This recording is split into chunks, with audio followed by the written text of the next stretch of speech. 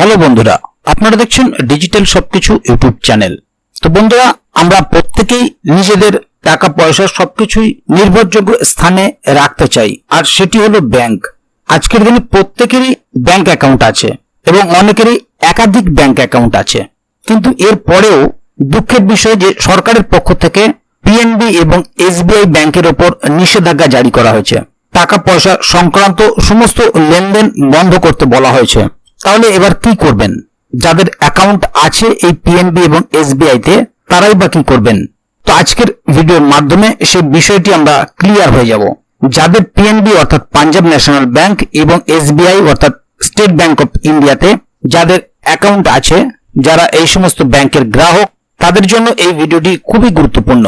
কারণ যাদের এই সমস্ত ব্যাংকে টাকা আছে, তারা আগামী দিনে কি করবেন বা কিভাবে টাকা তুলবেন, কবে তুলতে পারবেন, বা আদৌ এই সমস্ত ব্যাংকগুলি থেকে আপনার জমাকৃত টাকা বা ফিক্সড ডিপোজিট যাই বলুন যেগুলো আছে, কিভাবে সেগুলো তুলবেন বা কবে তুলবেন, তার হাল হদিশ কি দিয়েছে সরকারের পক্ষ থেকে, বিভিন্ন কিছু জানতে পারবেন আজকের ভিডিওর মধ্যে। সেই কারণে ভিডিওটিকে কোথাও স্কিপ না করে প্রথম থেকে শেষ অবধি পুরো ভিডিওটি দেখবেন, যাতে করে কোনো জায়গায় বুঝতে আপনার কোনো প্রকারের অসুবিধা না হয়।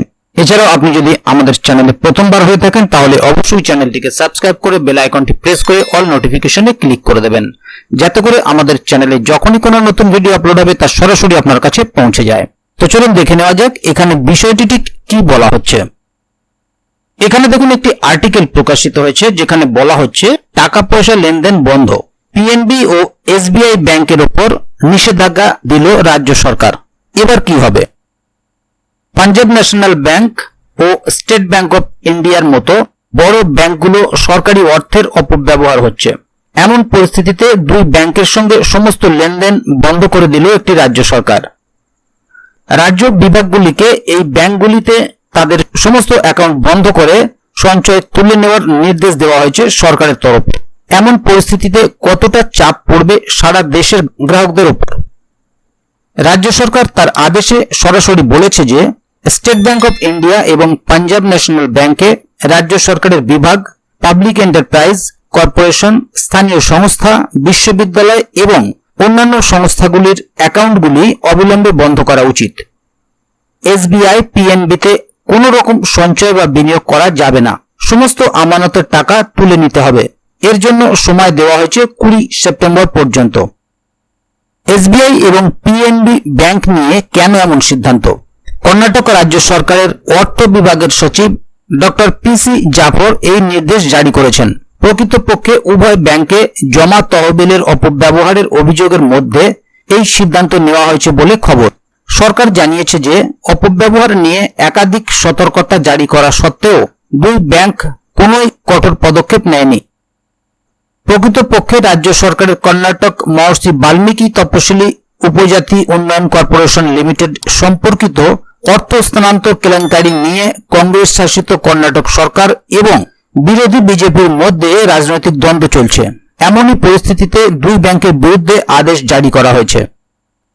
প্রসঙ্গত, কর্পোরেশনের কেলেঙ্কারি প্রকাশ্যে এসেছিল।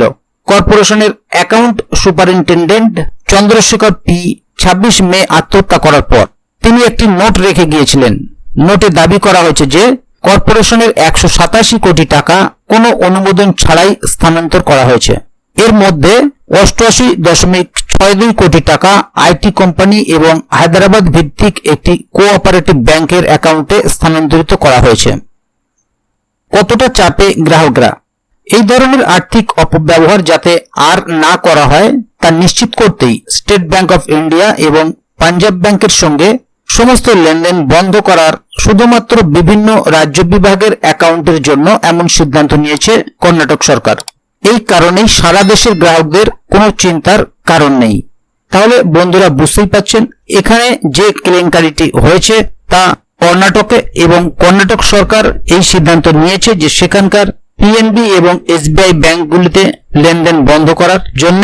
এছাড়াও এ বিষয়ে আগামী দিনে আরো কোনো আপডেট আসলে তা সরাসরি আপনাদেরকে এই চ্যানেলের মাধ্যমে জানিয়ে দেওয়া হবে। সেই কারণে চ্যানেলটিকে সাবস্ক্রাইব করে অবশ্যই চ্যানেলের সঙ্গে থাকবেন, যাতে করে এ বিষয়ে আগামী দিনে আরো কোনো আপডেট আসলে তা সরাসরি আপনাদের কাছে পৌঁছে যায়। তো বন্ধুরা, আজকের গুরুত্বপূর্ণ ভিডিও আপডেটটি এখানেই শেষ করছি। ভিডিওটি সম্বন্ধে আপনার মতামত এবং আপনি কোথা থেকে ভিডিওটি দেখছেন অবশ্যই কমেন্ট বক্সে লিখে জানাবেন। ভিডিওটি ভালো লাগলে অবশ্যই একটি লাইক দেবেন এবং বন্ধুদের জানার সুবিধার্থে ভিডিওটিকে শেয়ার করবেন যাতে তারাও বিষয়টি সম্বন্ধে জানতে পারে। তো বন্ধুরা, ভিডিওটি শেষ পর্যন্ত দেখার জন্য অসংখ্য ধন্যবাদ। আবার দেখা হবে আগামী ভিডিওতে। ততক্ষণ পর্যন্ত ভালো থাকুন, সুস্থ থাকুন। ধন্যবাদ।